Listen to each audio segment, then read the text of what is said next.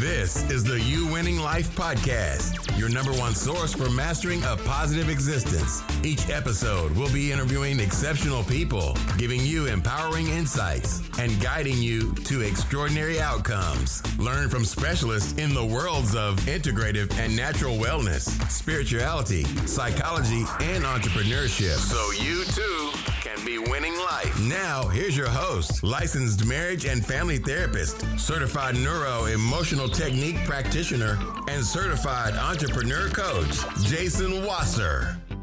All right, y'all, welcome back to the You Winning Life podcast. So, as you know, we tend to go on to some really cool deep dives with stuff that's on the cutting edge, and right, whether it's in the world of entrepreneurship or mindset, and most specifically, anything that's in the world of psychology and personal development.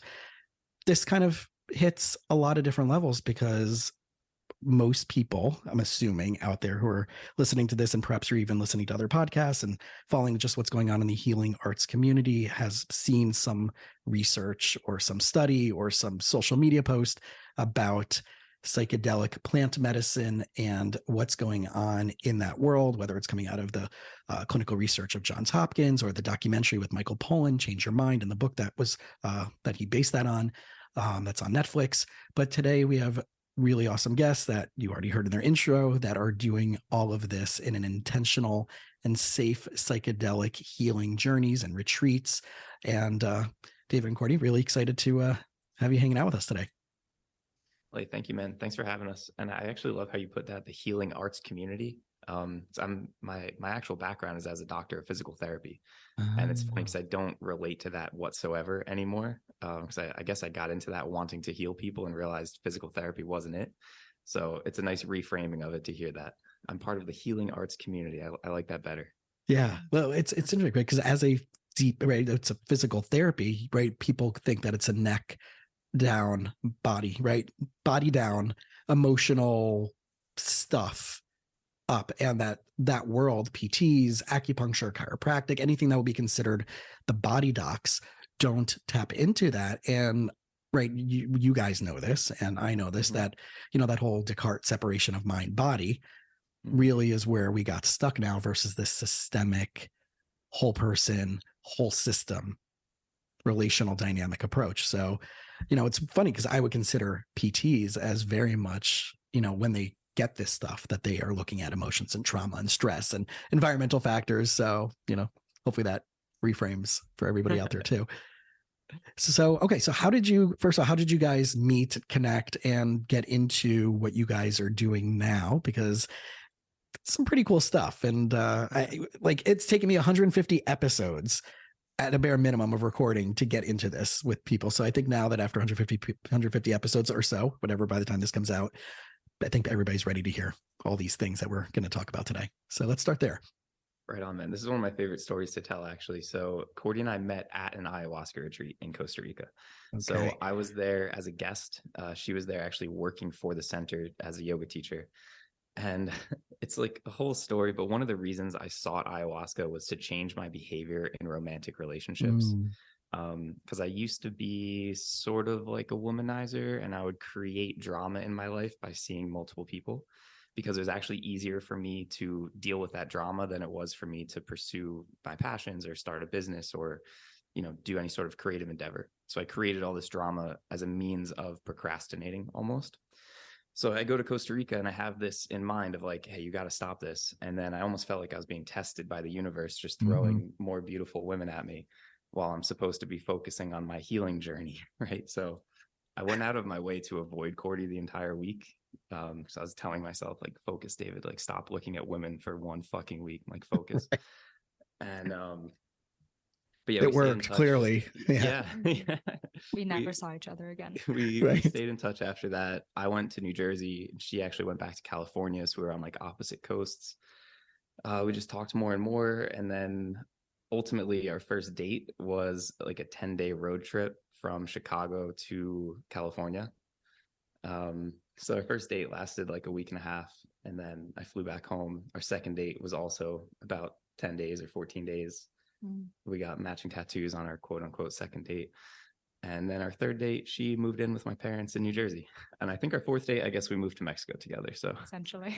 it's a fast timeline. And so now you're just on the fifth date at this point. Basically. A very extended fifth A date. very extensive. It makes absolute complete sense, right? Because you have these two worlds of people that are dating, and I work a lot with relationship dynamics, whether it's singles or couples, and you hear this like, all right, it's very slow, it's very methodical, but people don't go into knowing what they want with absolute certainty and clarity. And by the time they get to me for couples or relationship stuff, there's all this chaos, and they never stopped to ask important things in the beginning. Is our core values the same? Is our lifestyle the same? Is the stuff that we want to co-create and our missions in alignment? It doesn't have to be the exact same mission, but are they in alignment? When you saw him that weekend, how much did you know of what he was going through, what his intention was? And while you were there, right, you were an instructor, right? So and what was your intention of being there that weekend too? I'm really curious about this because I don't know if anybody's ever asked you that. Actually, no. So I love this question. So I didn't really know about that because I was working at Soltara for about 3 months, and Soltara is a relatively big name in the industry now. So like David said, I was a yoga instructor and retreat assistant there. Mm-hmm. So had a broad spectrum of tasks and, just things that I was doing. But a part of that was to, be leading the yoga before ceremony and in the mornings, and then also being around for the integration, just helping out with whatever was needed. And I didn't really know about specifically that intention because I don't remember David sharing that specifically. And because I'd never talked to her during that week. That except for one conversation. Yeah. And so it was interesting for me because I actually love what you're saying about people not knowing about themselves before getting into a relationship. So that is something that I was not specifically there to work on, but just something that unfolded around that time for me. So I had just left an abusive marriage, and for the first time in a couple of years was confronted with, why am I, like, what are these patterns that I'm still holding? Where am I enabling or contributing to abusive behavior? Because that is something that I grew up with, so it felt very comfortable. And then leaving that, being confronted with, what do I actually want? And so a huge part of that for me was on that journey is while I was working there, I was also working with a relationship coach, which was very helpful. And essentially all the things that you were speaking to about what are my core values, what is my mission, getting clarity on that independent of another person. And so what was actually really interesting is, and this is something like maybe more specific to David and I, but we have both found incredible healing and clarity on who we are as individuals, and then also what is our mission through plant medicine, especially through ayahuasca. Yeah. And so this is something where I've been on this journey for quite some time, almost 6 years, and ended up going to Peru very specifically to work on these pieces of myself, of the relationship, and how can I love myself more, and how can I be my own whole person, because I can't have anyone try to fix something or fill a void that I have, but I need to do that for myself. And for some people, this might sound very woo, but these indigenous communities and tribes, especially around ayahuasca, there's a whole plethora of other master plants and healing plants that are able to, in a very gentle way, to show you some of these pieces and to start healing some of these pieces. And so that was very specifically the work that I did around that. And lo and behold, going from what does that look like? What kind of a partnership do I want? And not even thinking this is something I could ever dream into existence, to calling in exactly that, because I was my own whole person. And so I think this is such a beautiful just such a beautiful way of the medicine of ayahuasca bringing us together and putting us in the same environment in the first place, but then also allowing that relationship to unfold and putting us in each other's paths to co-create this dream together and this vision of bringing that to other people and creating safer and more integrated spaces for people to be able to receive that and to connect to themselves in that way. So many parts of that I just want to pick apart, because we're living in a fragmented and very difficult time, especially here in the United States, but around the world. And the one thing that stands out to me is that runs consistently through what I heard you say is clarity. Right? Clarity about who you are, clarity about what you want, clarity about what you're willing to accept, and clarity about what you guys are not willing to accept, and clarity about how to get there, right? And to what do you need to let go of as well, right? And what do you need to bring in, call in? And it's interesting that on one side, I'm so glad that this is finally happening, right? It's the beginning of 2023, and we're now finally talking about that which was like when you watch the first episode of the documentary on Netflix, Change Your Mind, right? That you hear like the whole thing of like Ken Kesey was like, the Grateful Dead and the Merry Pranksters. And like the joke was he was the wrong guy to turn on with LSD, because that's so much of his leadership in that community came from, well, what was he doing? It was a government study, and the government turned on the wrong, they think that it's the wrong guy, and we're like, this is the right guy, right? But we're now looking at this 40 years later, right? Or more at this point. Because I saw the Grateful Dead 50 anniversary a few years ago in Chicago. So it's been more than 50, right? So it's been at least 50, right? So, this is finally coming to awareness, and we have simpler ways of doing it. And I think what you're talking about is like, this can be used to cut through years of bullshit and trauma and bad relationships and unconscious attraction to stuck situations.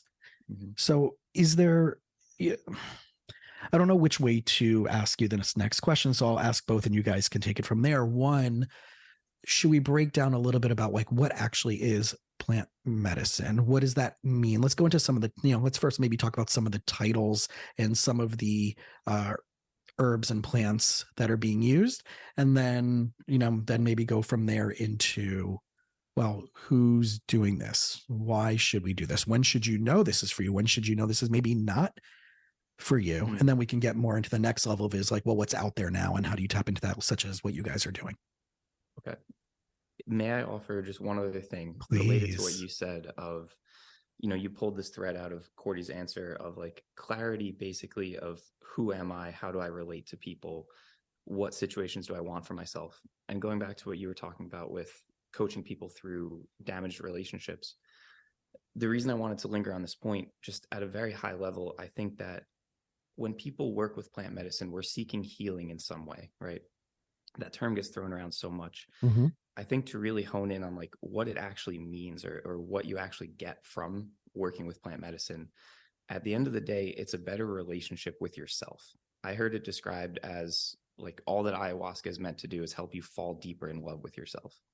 And at the time I heard it, I was like, man, this is bullshit. That sounds lame as hell. But it's the complete truth. And I've come to realize that's basically how any healing happens, whether it's through just therapy or plant medicine or whatever. It's learning to love yourself better, and it's fixing that relationship with yourself, because the relationship to yourself is the start of the relationship to everything else. My relationship with Cordi will only ever be as healthy as my relationship with myself. So I don't know. I wanted to throw that in before we get into the weeds of which plant medicine works for what, because at the end of the day, that should be the mission that you're on when you set out to work with plant medicine. It's how can I learn to love myself better? And that's why when we work with someone with microdosing, we throw in so many other variables into the mix, not just the psilocybin, because it should just be a tool to improve that relationship with yourself. So I'm sorry to skirt around your question, but I think it's actually, and I'm happy to stay on this because I see that, right?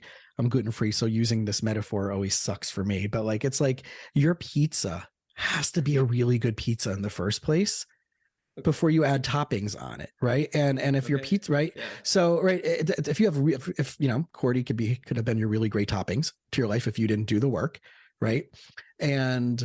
But if your pizza sucked, it's still going to be a crappy pizza. And you're like, oh, these toppings are great, but what a waste, right? So, but if your pizza's good, then your pizza should be good even without the toppings, right? It should be like, I don't really need it. I should just be a really good pizza, right? Mm-hmm. Toppings are just like the benefit and the bonus of like, oh, how much even better can this get, right? As someone who cooks a lot of pizza, I love this analogy. Yeah. So you should be a great flatbread by yourself. And then you just add all of the toppings. Exactly. So, right, you should have learned how to rise in your own yeast. Oh my gosh, yes. So, yeah, you got to get those probiotics somehow, right? Oh so you should be your own best kombucha. Dude, I literally traveled from the States with my own sourdough starter. He's been alive for over a year now. So nice. Does it have a name? All right. Siggy the sourdough starter. While we're in Mexico, his name is Siggycito. So that's amazing. Yeah. So people who don't know about the people who are obsessed with their sourdough, they have names. It's literally, it's a member of the family. Dude. Yeah. It's a child. It's a living being. Right. All right, I'm sorry. Back to plant medicine stuff. Where were we? No, listen. This is the beauty of like, this is the platform. Like, you know, I want people who are listening to this to be like, all right, this is not just right. It's not just like hardcore intense, like whatever. Like you get to see like the reality of what people are going through, and it's normal and healthy, and we're all trying to figure it out and have fun along the way. So, all right, let's start with you. Right, just starting off with like, how did you guys get, you know, turned on to this, and how did you know what to do, and where, you know, what guidance did you get? And then walk us through like, okay, so this is what plant medicine is, and this is, you know, what people are typically doing, and we'll go from there. Mm-hmm. Yeah. So for me, it's actually really interesting. It's been a very interesting journey. I'm originally from Austria. I've been nomadic for about 6 years, and now being in Mexico is the first time that I'm a little bit more stationary. And so I've always traveled a lot. And being in Europe, when I was in college, we would take the occasional trip to Amsterdam and just, you know, like buy some mushrooms, do them recreationally, have a really good time. And so it was always in a safe setting. I had fun, but there weren't any, you know, profound insights or anything. And I thought, oh, this is all that it is. And came with the occasional anxiety and like spiraling into some darker thoughts, because like David was saying earlier, plant medicine at the very core, it can help you build a deeper relationship to yourself. And I was really afraid to look at that, because turns out that I really did not love myself. And that, you know, is the reason why I ended up in situations that I did end up. And so going from that, I started traveling full-time 5 years ago, almost 6 years ago. And I found myself at a yoga teacher training in the mountains of Ecuador. And I was in the Andes for a month, and I'd come from a few months of a lot of recreational drugs, a lot of drinking, a lot of bypassing, and trying to figure out, who am I? What do I want after graduating university? And just recognizing the life that was planned out for me in Austria was not something that I wanted. And it gave me just massive anxiety and just didn't feel free. I didn't feel like that was living. And so it's just, I'm existing in this, you know, in this programming. I'm existing on this path that is laid out very meticulously for people. And something that was really life-changing at that yoga teacher training, first of all, is the practice of yoga, which in many ways allowed me to start looking at these pieces and gave me a lot of the tools to then really work with plant medicine. And that is something that I always come back to, is the tools from yoga, not the physical practice specifically, but much more the breath and the meditation, the mindfulness part, because those tools in combination with plant medicine make a world of a difference. Yeah.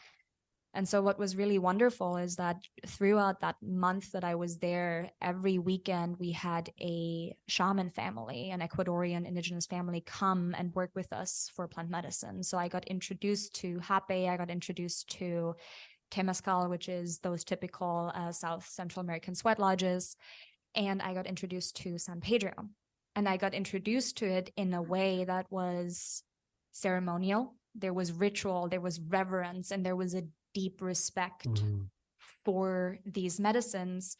and a relationship with them, not something that I'm taking this to get something for myself, but I am building an intentional relationship with not necessarily just plant medicine, but also in the Temescal with the hot stones that you bring in, and, through the chanting and through invoking these qualities of these spirits. And I was like, oh, this is really interesting. And I'm very grateful for that, because I think it's set in an expectation for me of I will not settle for less. Mm-hmm. And that is something that I think is really important, because there's a lot of recreational use and there's a lot of abuse of sacred medicines in a recreational way that completely bypasses any sort of relationship with the plant, let alone with yourself. Yeah. And so I went from that to sitting with ayahuasca my first time at Soltara 4 years ago, and being immersed into this deeper layer of looking at myself from all of these different angles, from all of these different perspectives, and starting to, pull on a thread that, looking at that, allowed me to unravel most of my life at this point, where I can see, why am I reacting in the ways that I do? Where is this coming from? And just recognizing how subconscious our behavior is, and how little how I was growing up and acting had to do with, at the core, who I was. Mm-hmm. And so starting to take off these masks and starting to take off some of this armor, and just getting a little bit closer to meeting yourself.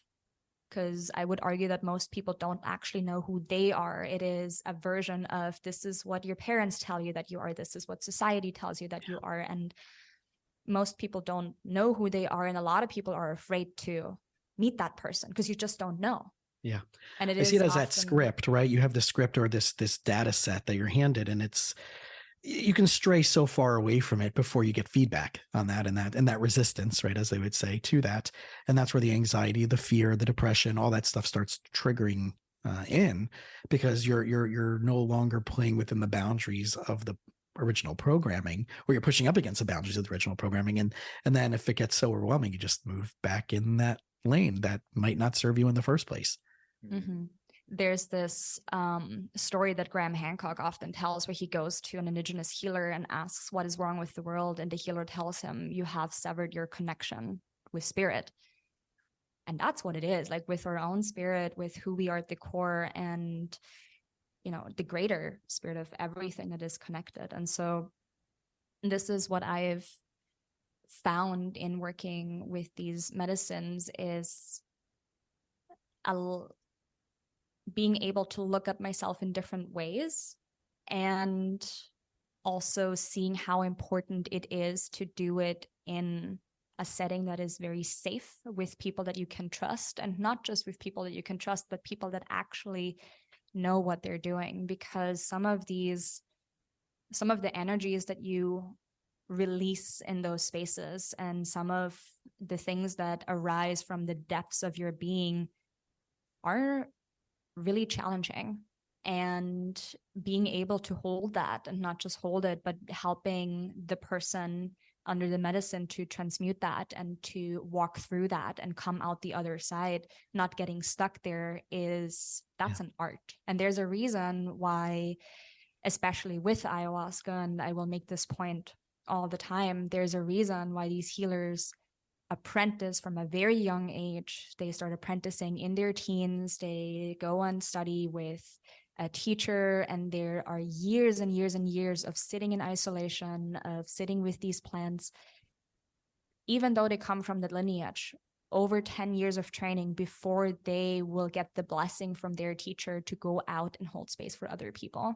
Yeah. And that is not because of, this is just the way that it is. That is for a very good reason. And that is that if, again, very specifically to ayahuasca, like if that's not what you do, you're likely to cause more harm than help anybody, and just fuel your own ego. Yeah. I see it as a very scary thing, because there's the pop-up industry, of all this right now, right? This is right. We're kind of at the apex now of like what we're seeing is where you have all these conferences, Wonderland, and all these things. And then there was like conflicts with that, which a buddy of mine's a professor here in South Florida. And he teaches on psychedelics and mental health. And right, there's like, and now there's these like, well, it's big pharma's coming in and doing these things, or you have people who are just like, I took a weekend course and, now I'm a coach in this. And it does, unfortunately, right. And it scares people because it makes anything that already has been, forbidden for many reasons, even more out of reach for people because they're buying into all these stigmas and fear factors. And it's like, like the person who died from a chiropractor 40 years ago because they had therefore all chiropractic is bad, or someone who acupuncture, they put the needle in too deep and it punctured a lot. Like, I mean, there's all of this stuff. What are you finding that like now, because you're saying that like the place that you guys are holding, the intention that you guys have set to create a place like that where it is about safe, it is about who's the people that we're connected to and who's helping facilitate this and the training, and it's not just we've jumped on this bandwagon 6 months ago and now we're opening up a clinic, which I'm sure you guys see happen every day on social media, right? So and maybe this is the whole point of why we're talking. It sounds to me, so maybe the question is not where, it sounds to me like you guys are trying to be one of those places where it is researched, where it is safe, where it is, here's our trainings, here's our background, here's where we're coming from, as opposed to we didn't just open up last week. Mm-hmm. Well, I think importantly, as it pertains to the work we do with ayahuasca, it's an important distinction to make that we help facilitate these experiences, but we do not actually serve the medicine. Right. So we do conduct our own psilocybin ceremonies. So I feel comfortable serving that to people. The ayahuasca, there's so much reverence and ceremony, and it is such a sacred medicine to the people of the Amazon that I don't personally feel like I have any business ever serving it. Mm-hmm. There are definitely some Westerners who have apprenticed their whole lives and have been given the blessing to serve the medicine from indigenous folks. That's one thing, but just taking ayahuasca once and then calling yourself a shaman is very different. And like I said, like I don't ever intend to serve ayahuasca. I have no need to. Do I. Our work is to connect people to the center down in Peru. And we also have a nonprofit arm now to directly support that center and support access to that center, which we can talk more about. But I just wanted to make that distinction clear that like, there's a lot of ayahuasca that's being done in America. I don't think it has any business being done there. It doesn't come from there. So kind of to your point of like, there is so much bad information out there, and like, how do people even find reputable places to go? How does someone even go about determining, is this place approaching this with the right intention or not? It is hard. It is a huge problem right now. And I actually see that as one of the reasons why it's important for us to come on podcasts like this and have these types of conversations. There's that adage that like the cure for misinformation isn't banning it, it's more good information. So that's kind of what we're trying to do here. So thank you for having this conversation with us. Cordi, what are your thoughts on that? I think something that's really important for any type of plant medicine, whether that is ayahuasca, whether that's San Pedro, whether that's psilocybin, MDMA, kind of not looking at that substance or plant or medicine as a cure-all, but as an invitation to take a better look at yourself. And that is where, in my opinion, like anyone who's like, I am going to heal you, I am the person that is going to save you, don't just walk away, but run. Because at the end of the day, like you need, and this is something that the preparation and especially the integration, I would argue, are at least as, if not more important, because you can do all the ayahuasca in the world, and there are people who, will go seeking, because like with anything else, you can abuse plant medicines as well. They're not addictive, but you can get addicted to that feeling and to that like being in that space and not coming or to back be to with that type of group of people there's so many different very fast it's like, we're going to Tulum and we're going to do this, right? So Yeah. As we're sitting I'm hitting here all the right messaging. buttons over there, huh? Yeah. So- Well, we literally live in Tulum, so yeah, it drives me crazy on a daily basis. what I see right, going on. right. It's you know, it's yeah, that's what all the document. I mean, and it's funny because I love talking about this with my clients. Like, well, I didn't know you know this. Or one of my, I can't remember even one of my at an old therapist that when I first got licensed, I was using their office, and I'm now seeing presently it was a shared client. I was doing the neuroemotional technique with them, and they were still doing the therapy, and they're no longer going to that therapist at this point. But the therapist had this like, oh, he knows about this stuff. He knows about plant medicine.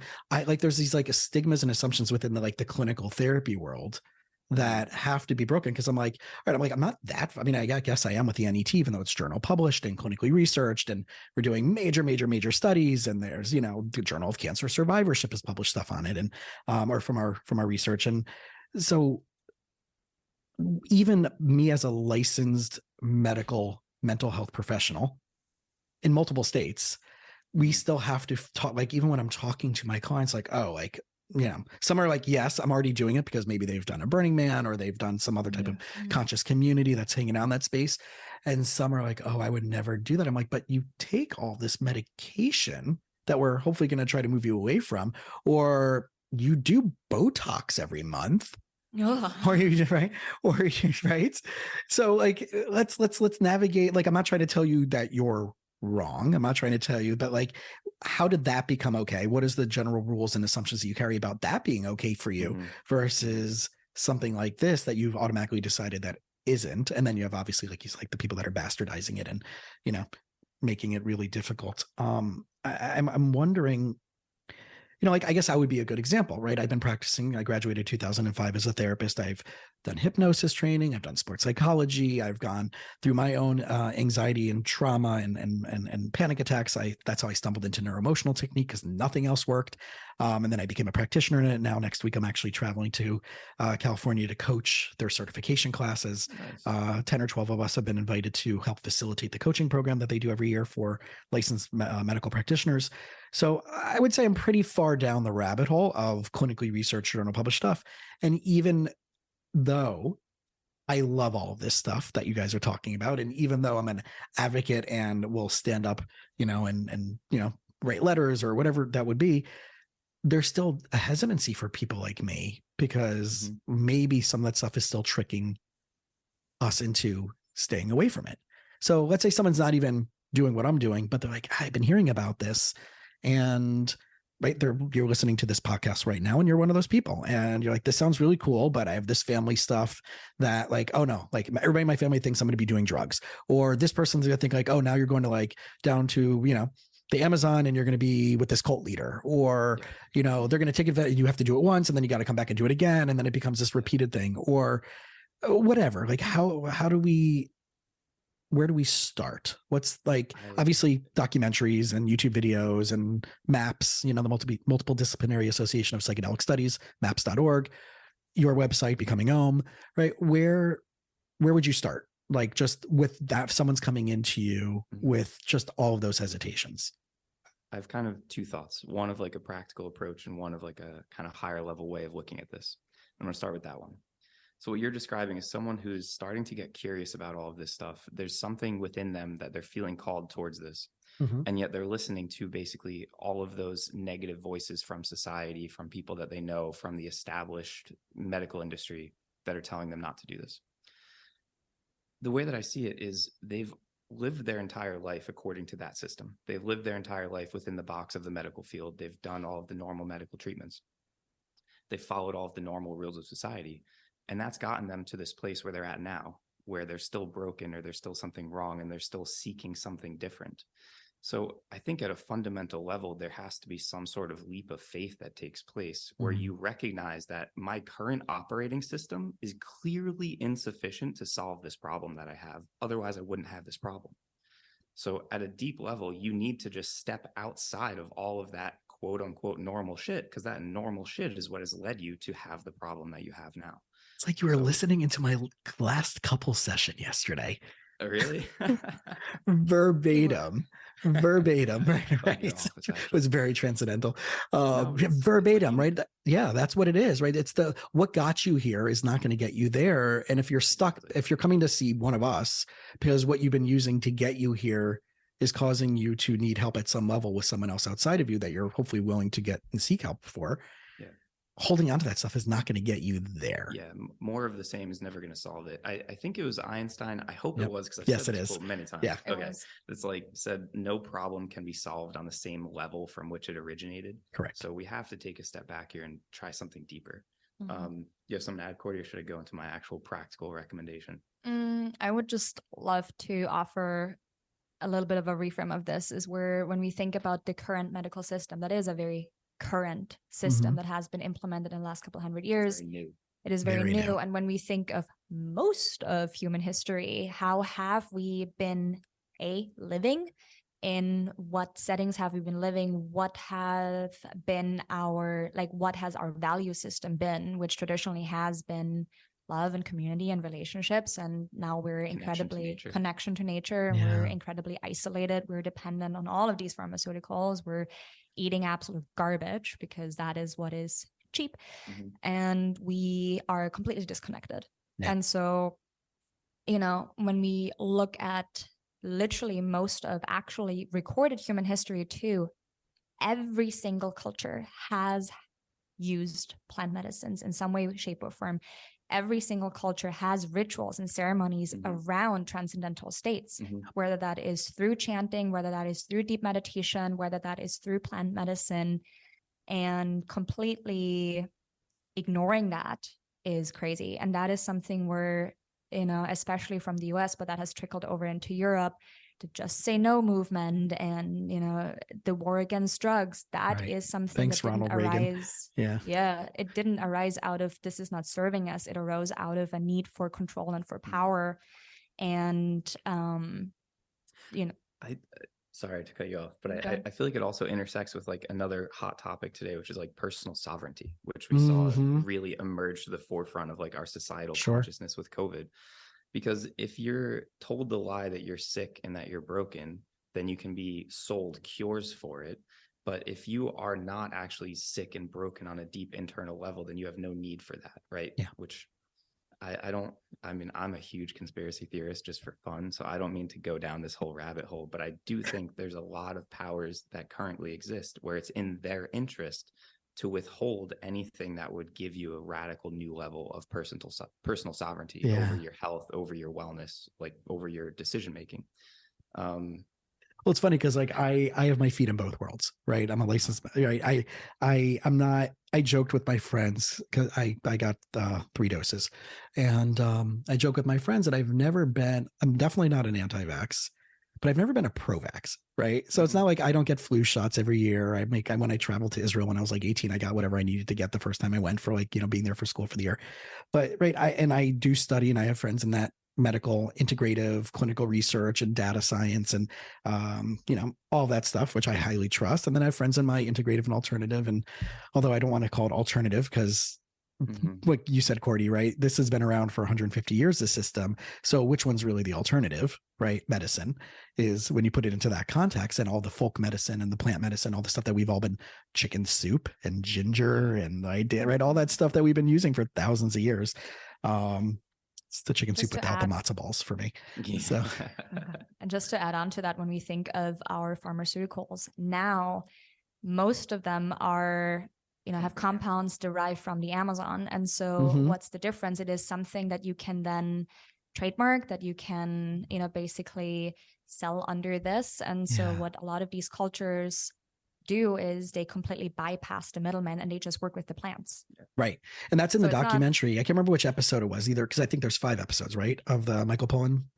So I think they talked about that in one of the last 2 episodes where, right, a lot of the compounds, right, MDMA and stuff like that are coming from, and obviously we know LSD, right, was synthesized, but it's all from nature. It's all coming, right. If you really look at where everything is coming from. And I think that's, I'm a big fan of the best of both, right? Where can you find the people that you know and you trust in the best of both worlds that right? Politics, unfortunately, are always going to play at some level. There's always going to be some type of like, well, who gets to own this? And you're talking about sovereignty, and like, what about sovereign? Who really has sovereignty? Sovereign. Oh, come on. Sovereignty. It's a thank you over nature, right? Yeah. So it's.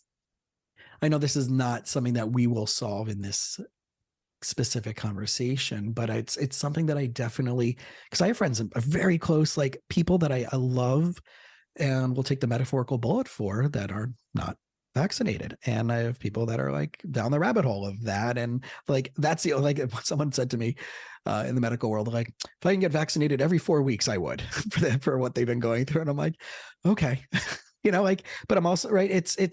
I think that we're now a little bit past all of that, I think. And I think what we're all looking for, right, is the fear of healing, right? There's the fear of not being healed, and the fear of, if I do this, and I talk about this a lot of times with my clients when it comes to any type of concern they're bringing to me, is if you do solve this problem, what problem or problems will that now create for you? So I'll give you an example, a couple that I'm seeing, and there's been one of the partners is more avoidant of conflict.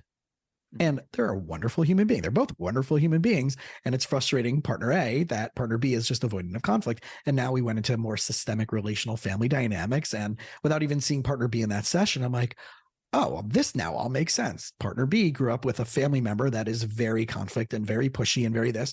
So to diffuse the proverbial bomb, they just don't engage. And now that's trickled into every other type of, and they love that parent, and that parent is still a good person. But now they're doing this with partner B is now doing this with their person B is now doing this with their partner. Right. Yeah. So I think that, and what would happen if they stopped doing that? Right. Well, then there'd be more conflict. So I think a lot of fear, right? We've been in the last couple of years, there's been a lot of fear on all sides, but this has been going on. But even think about the beginning of, like we were talking about with Ken Kesey and that, the first episode of Change Your Mind, they talk about that with the Kool-Aid acid tests and all the stuff that came out of, like, there was fear. The government was afraid we can't be able to keep our citizens safe and all these different things. But let's put all that aside. Let's put all the politics and all the government stuff aside. Personal fear, because I think people don't know what's out there for them if they let go of the beliefs that have kept them there in the first place. Yeah. And that's scary. Well, that is scary. And I understand that, because the thing is, and this is what it kind of comes back to, is we are growing up outsourcing a lot of, or like most of our lives, like we blame the government and we blame this and we blame that, or I am the way because my mother treated me like this, or I am this way because my ex-husband was like that. Mm-hmm. And something that happens when you go down this path is that you start and have to take radical responsibility for your life. You cannot change the thing that happened to you, but you have to take radical responsibility for everything else, like however you are going to go forward, how you are going to act, how you're going to interact with other people. And so when we have this story about who we are, and we have this story of trauma or pain, or essentially not an excuse, but this is our reason why I can't do the things that I tell others or tell myself that I want, because of this pain or because of this story. And so we continue to tell this story to ourselves and believe that so deeply. And stepping out of that and taking responsibility for all of that would mean that the only person that is left to blame if I am not living the life that I want to live and that I deep down know that I deserve and I am worthy of is me. Yeah. And that is really hard. If you can't point the finger at anybody else, you have to, at the very core, you have to look at all of these parts of yourself where you're out of alignment, where you're not acting in your highest integrity, where you are lying to yourself and other people. And that is uncomfortable as fuck. Yeah. And the older you get, the harder that gets, because then it's not like I'm 28. I'm like, okay, here's 28 years of this. If I'm in my 50s or in my 60s, maybe I've had, like failed marriages, maybe I'm estranged from my children, but have built a super successful company. Then also for people to potentially look back at their lives and say, most of my life has been a lie. It is easier to stay in that and to continue believing that story than actually breaking out of that. And something that I can tell anyone who's listening, your potential and the expansion that you can find through deeply looking at yourself and like building this deep, loving relationship with yourself, and the inner peace of mind that you can have when you're not in a fight or flight state all the time, when you're not in this pain all the time, it makes it all worth it. But it is a lot of work, and it is a lot of uncomfortable truly looking in the mirror is really uncomfortable. And I think that is what people are afraid of. And I think a lot of people who are afraid of plant medicine, there's a deep part of themselves that is afraid of seeing all of that, because then there's nobody else to blame, and then they would have to step up. And doing that work is daunting. And, it comes with potentially letting go of relationships. Most likely it does, because when we think of a lot of our relationships, we're not taught how to set healthy boundaries. And part of that comes because we don't love ourselves enough. So we accept treatment from other people, whether that's our family, whether that's our boss, whether that's our partner, because we don't love ourselves enough. And so potentially all of this comes with letting go a job that I've identified myself with. It potentially comes with releasing a lot of relationships that I've identified myself through. It is letting go of roles that I've taken on of being a caregiver, or of being a fixer, or of being this person or that person. It is becoming, like Ram Dass would say, it's becoming nobody. Yeah. And that is scary. Yeah. There's 3 points that I want before I forget. What you said is, the way I look at that is from 3 different perspectives. One, it's the more you heal, the less reactive you are. So I think the true purpose of any type of therapeutic engagement is removing as many reactive conscious and unconscious responses to everything that puts you at least into a state of neutrality, to be as neutral as possible, to not be pulled or swayed into an autonomic response, right? That pattern condition response to only go into fight or flight survival mode. And the more ways that we heal all those things, the more we get to neutral. Now, the more we get to neutral, then we're starting to build momentum, and then we can start being proactive before those things even pop up. That will allow us to move further and further and further away from those things that would cause us to have those difficulties in the first place, reframe, rethink, not even get stuck in, right? AKA no longer attracting the crap that we used to attract, right? That's number one. Number two, I think I see it as like, well, you were talking about like if you're 28 years old or you're 50 years old, it's grooves in a record, right? For those of us who have a nice little LP collection over there in the corner. And we do too. Yeah, nice. So it's right. The more the question is if you keep playing that record over and over again, is that groove going to get deeper? Is that needle going to keep getting groove? And then, it's never going to jump out into a different track by itself. Sure. You have to like pick up the needle and the arm and put it literally intentionally on another track to play a different song. Right. So you can't get there, right? Like you're saying before, you can't get there from there. You have to literally do something to do that. And the third thing is from the, unfortunately, the late, great psychologist, Kurt Cobain, who once said, I like the comfort in being sad. And I think that is a perfect expression of that record. It's a perfect expression of that scripting. This is safer. It's safer to be stuck. It's safer to be in this journey. It's safer to be in this relationship. It's safer to accept these things. It's safer to buy into this story than it is that's comfortable, than it is to risk feeling what I don't yet know could be out there for me if I've never felt that before, or don't even believe that I even am capable or deserving of that. So I think like that's kind of like the 3, different angles. And I'm sure there are more that I would share that with my clients. Exactly spot on with everything you guys just said in regards to that. What that last piece that you said reminds me of something. One of my podcast guests, this guy who's like a Canadian SWAT special forces person, he said, we know what happens to people in boxes is they tend to stay in boxes, right? And so if you've come to learn that this box of your sadness is safe and you feel comfortable here because not too much is asked of you, you're going to stay in there. Mm-hmm. And you mentioned before this fear that people have of, if I let go of this identity, then like, what else is there for me? And I feel like that's the fear of stepping out of this box and then being in the entire open world and having nothing around you. Right. And so to actually tie this back to your last question of like, where do people start? I think I agree. It's too much of a jump to go from I'm in my little box where I feel safe, but I'm also sad and my life is miserable and I'm not moving in the right direction.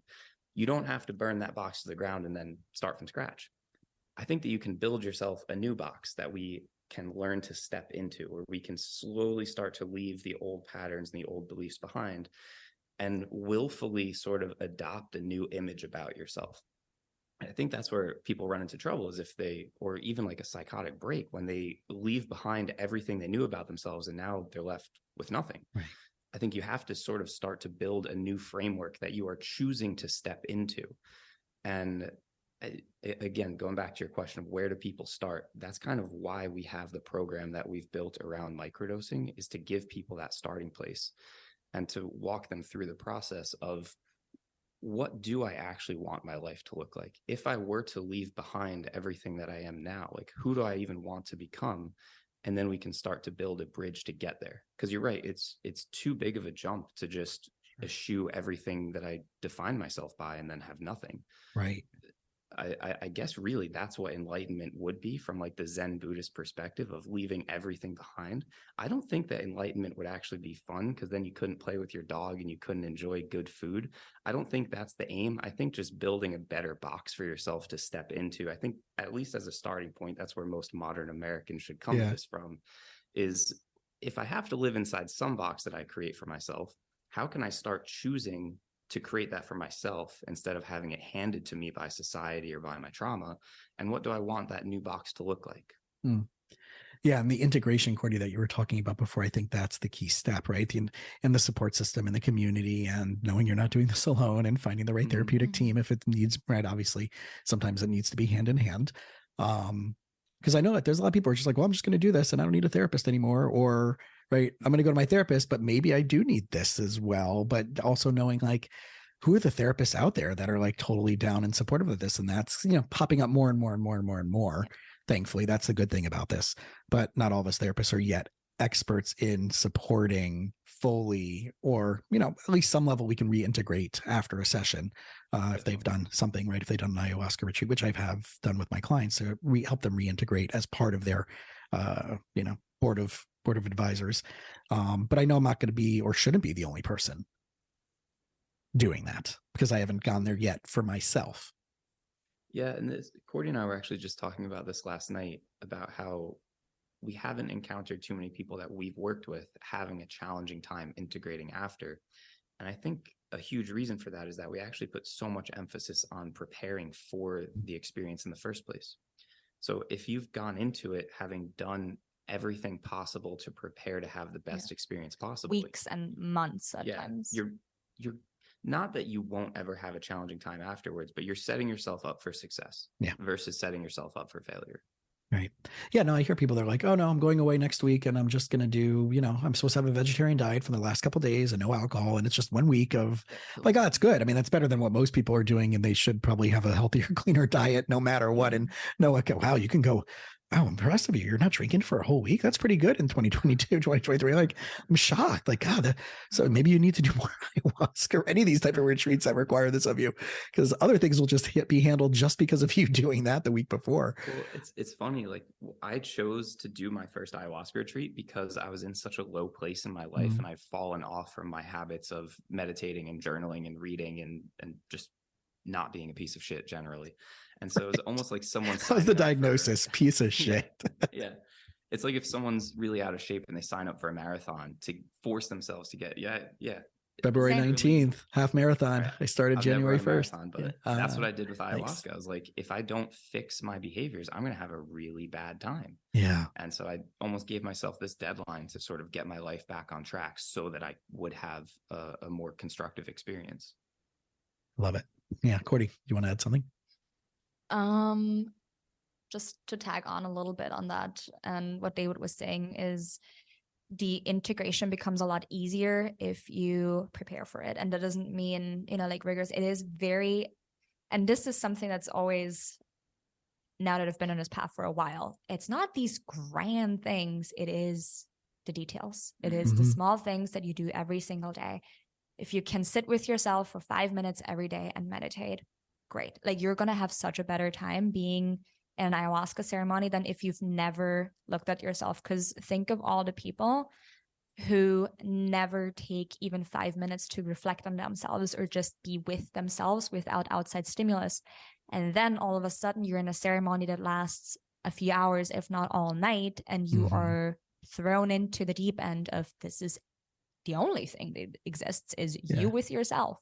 And so I think it comes back to, again, like starting to build that relationship with yourself of what, you know, just observing your thoughts, of starting to express emotions and like recognize all of these things, of having support, of having a little bit of a roadmap and a little thread to follow, because for one, you're going to have a much easier time in a plant medicine ceremony or psychedelic experience. It doesn't mean, like David said, it's not going to be challenging, because sometimes that is just where the medicine takes us, and that is okay. And I would argue that very often we learn the most from these incredibly challenging experiences. However, you're able to, and this is something where, like, I think that's a common misconception where people say, oh, the medicine will give you the experience, whatever, that you need. Right. And to an extent, yes, but that does not mean that you're a passive passenger. You are an active agent in your journey. That doesn't mean that you can control where it's going to go, but that means that you can have interaction and a relationship with the plant. You can ask things. You can ask for things to be shown to you. You can almost like, and this is how I have it in my mind, because that is what has been the visual for me in a few of these experiences, where my mind is like a house with 1,000 rooms, and I'm so afraid of like looking at this broom closet, because like I've not looked in there for like ages. I'm afraid of like what's going on behind that door. But instead of just being thrown in that, I can choose to walk through it and deliberately open certain doors and take a look at what is there, and then consciously start to clean out whatever needs to clean out. And so I think, just again, not outsourcing anything, like you recognizing the power that you hold within all of these tools that you have. I don't need plant medicine to take me there. People can get there with meditation. You can get there with chanting. It does not really matter. And so I think that's a little bit of a problem that I see too, where people look at ayahuasca, they look at psilocybin, they look at MDMA therapy, or like ketamine especially too, as this is going to fix me. Right. That's just not what it is. And Lao Tzu says that nature doesn't rush, yet everything gets accomplished. So also recognizing that the way that especially plant medicines work, it's not on our schedule. It's not on, this is, you know, like, right, it's in and out an hour. It's gonna go. Yeah, exactly. And I'm going to be healed forever. That's just not what it is. And I know that we love Amazon Prime. We love a quick fix. We love take an aspirin and you're going to be fine in 30 minutes.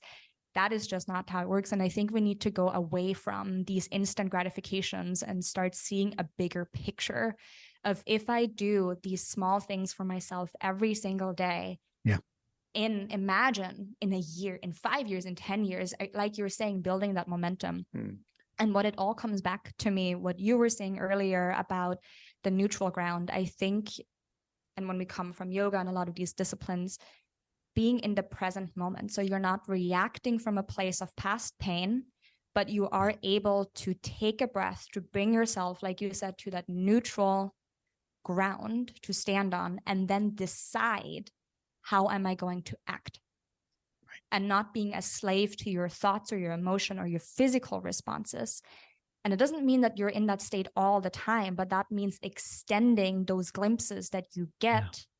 And what I think is ayahuasca and plant medicines, they show us that this is possible, because most of us, and until I've sat with ayahuasca, I never thought that that state of being was possible, let alone this is something that I could be in. Yeah. However, I think it is helpful to see that and to experience that, because your body, every cell of your body will remember that for the rest of your life. If you've done plant medicine in a setting that is safe, supportive, that is integrated well, you will never forget that experience. And this is something where you can almost reverse engineer of, I know this is possible. I know this form and feeling of unconditional love, of feeling at peace, of feeling at home.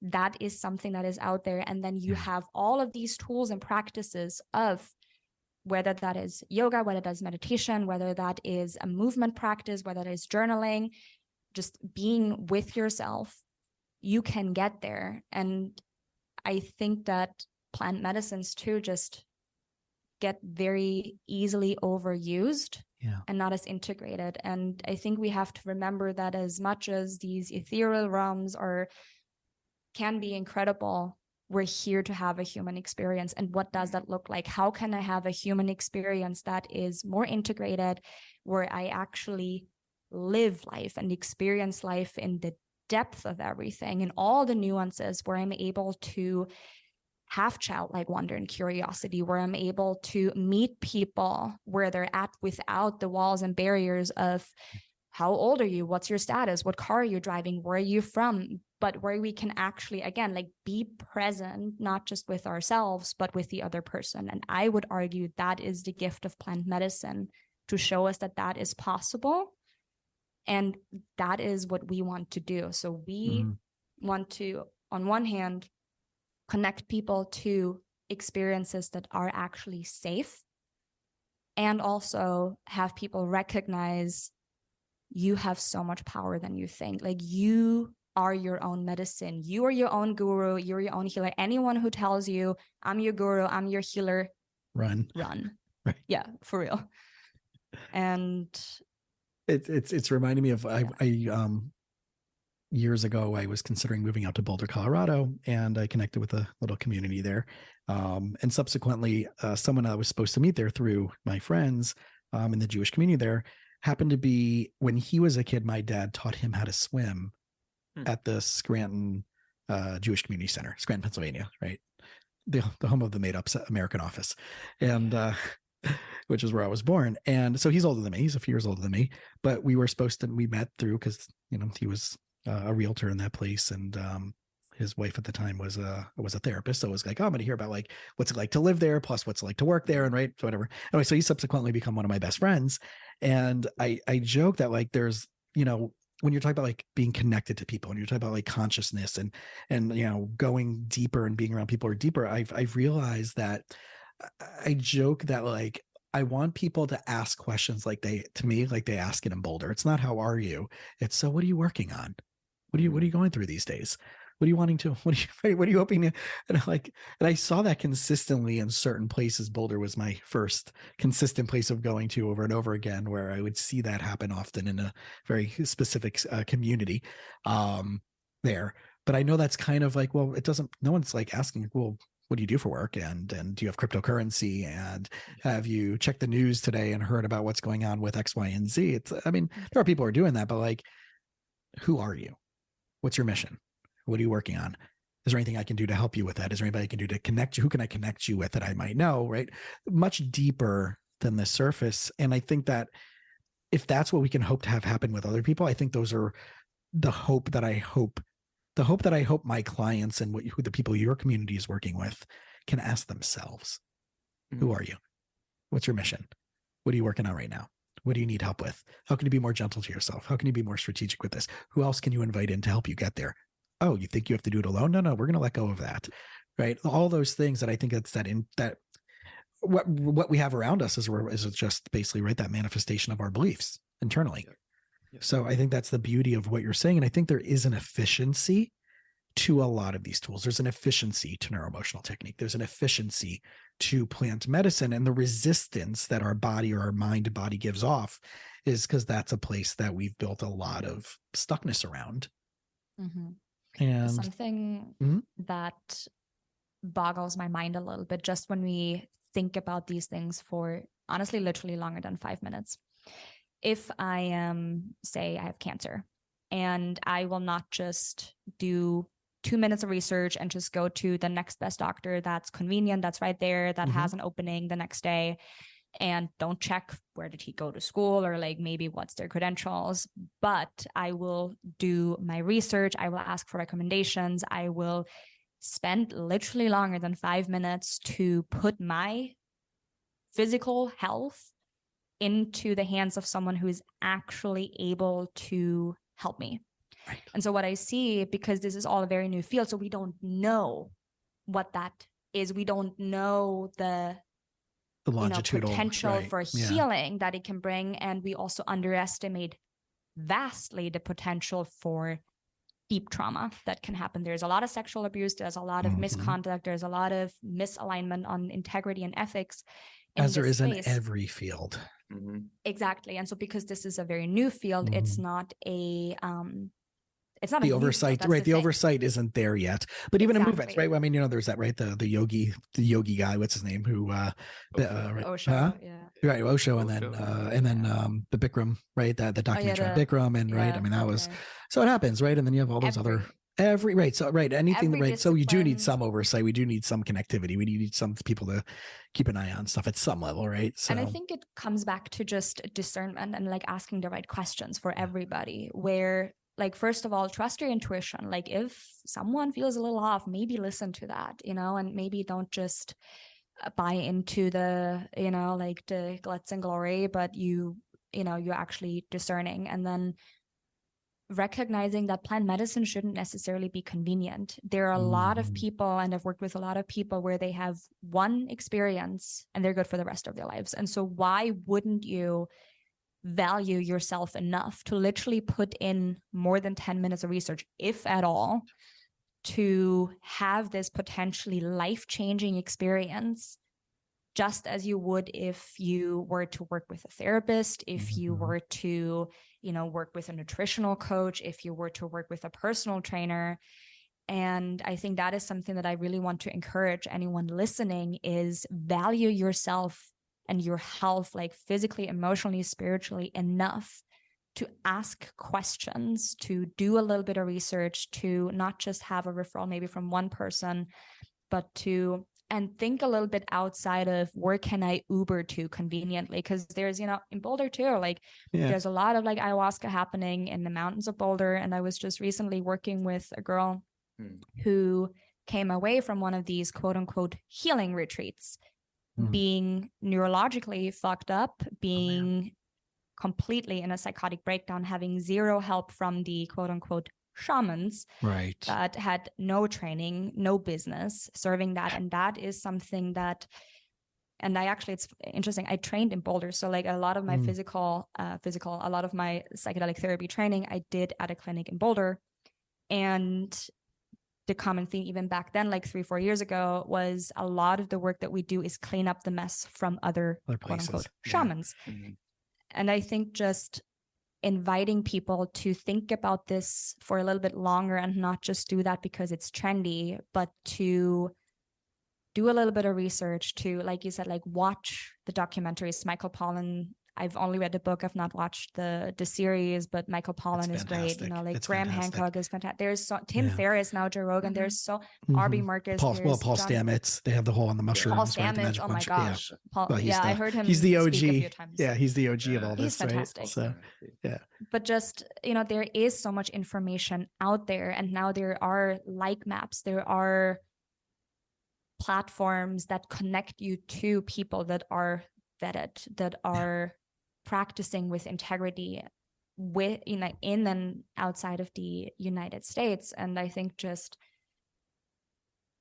really taking this seriously and not just jumping into something because of out of scarcity or a need for something, but just approaching it with, first of all, respecting yourself, but also respecting indigenous traditions, respecting the medicine, and knowing that this is the journey of a lifetime. Like, once you embark on this with intention, it doesn't mean that you go back to ayahuasca all the time, but what it means is that it sets you on a path for the rest of your life that is approached with deeper respect for yourself, with more intention about everything that you do, and asking yourself these questions: who am I? What do I like to do? what do I need? What help can I accept and maybe call in for myself? And like Ramdas says, we're all just walking each other home. Like we are, again, like when we think of most of human history, we've lived in community, we've lived in relationship with other people. And especially in the US and especially through COVID, we've gotten incredibly isolated. And I need to do this alone and I can't trust anybody. And going away from that and changing the story to we can do this. And it doesn't mean that we're going backward. It just means that we're walking towards a more aligned future. And what does my spirit need? You know, what does my heart need? How do I, in what situations do I feel happy or, you know, at least content or at peace? And, you know, there's these connected. Exactly. And there's these beautiful, you know, like studies from, not even just studies, but just, you know, people are asked at the end of their life of what their regrets are and what do they wish that they had done more of. No one says, oh my God, I wish I had worked more. I wish I had built this company better. Wish I'd argued on Twitter more. I know.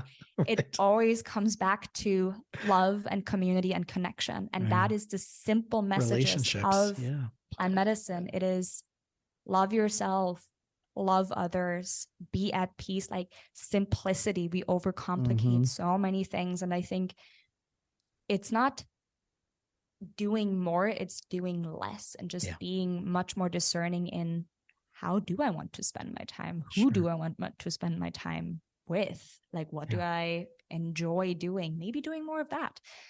So it's all very simple everything. at the core. Yeah. So as we get to our close, because I know our time's my side's up.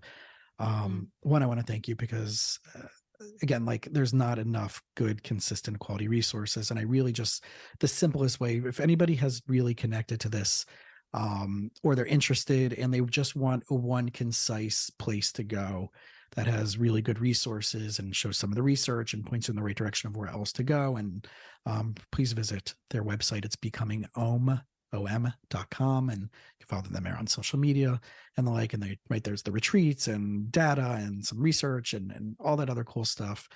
I know I wish I had more time today to go even deeper than we already go. So maybe we'll have a round 2 in the near future. But I'm thank you, right, for being brave enough to go through your own experiences for your own self, because that's kind of why I exist, is to help them realize that they can do that. And to now for you to be doing that to guiding other people and doing what we've needed to do for ourselves. So, and thanks for hanging out with us.